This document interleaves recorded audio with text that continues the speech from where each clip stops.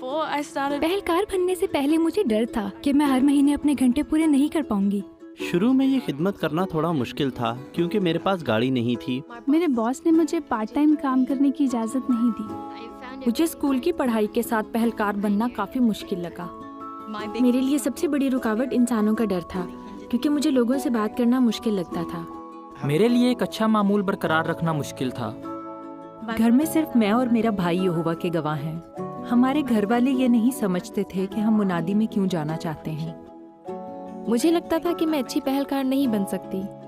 मुझे 5 साल की उम्र से ही शुगर की बीमारी है, इसलिए मैं सोचती थी कि पता नहीं मैं पहलकार के तौर पर खिदमत कर पाऊंगी या नहीं। आज वो मुश्किलात इतनी बड़ी नहीं लगती जो पहलकार बनने से पहले पहाड़ जैसी लगती थी। यहोवा ने मेरी बड़ी मदद की है। दुआ करने से मैं अपने खौफ पर काबू पा सकी। यहोवा ने मेरे घर वालों के जरिए मेरी मदद की। सबसे पहले तो मेरे अब्बू ने मेरी हौसला अफजाई की कि मैं पहलकार बनूं, और जब मैं पहलकार बनी तो उन्होंने वादा किया कि सारे घर वाले मेरा साथ देंगे। ऐसे बहन भाइयों से बात करने से मुझे बड़ा हौसला मिला जिन्होंने जवानी में कुल वक्ती तौर पर यहोवा की खिदमत की थी। इसलिए मैं चाहती थी कि मेरे पास भी कुल वक्ती खिदमत की अच्छी यादें, वाक़यात और तजुर्बात हों। मैंने देखा कि मैं गाड़ी के बगैर ये खिदमत कैसे कर सकता हूँ, सो मैं पैदल या बस पर सफ़र करता। मैंने अहम बातों का जायजा लिया और गौर किया कि मुझे हर हफ्ते कितने घंटे मुनादी करनी होगी। फिर मैंने स्कूल के शेड्यूल को देखते हुए फैसला किया कि मैं हफ्ते के किन किन दिनों पर मुनादी के लिए जाऊंगा। मैंने होमवर्क और ज़ाती मुताले के लिए भी वक्त मुकर्रर किया। शेड्यूल बनाने का मुझे बड़ा फ़ायदा हुआ है, क्योंकि इससे मैंने देखा है कि असल में पहलकार के तौर पर मुनादी के घंटे पूरे करना इतना मुश्किल नहीं है। हल्के किन्नी के बान के दौरे और यादगारी तकरीब वाले महीनों में मददगार पहलकार के तौर पर खिदमत करने के बाद मैं लगातार ये खिदमत करने लगी और फिर पहलकार बन गई। मददगार पहलकार बनने से मैं खुद को पहलकार बनने के लिए तैयार कर सकी और उन मुश्किलात पर काबू पा सकी जिनका मुझे पहलकार बनने के बाद सामना हुआ। मैंने मलाकी 3:10 पर गौर किया। मुझे यहोवा पर पूरा भरोसा था, लेकिन अब मुझे ये भरोसा जाहिर करना था।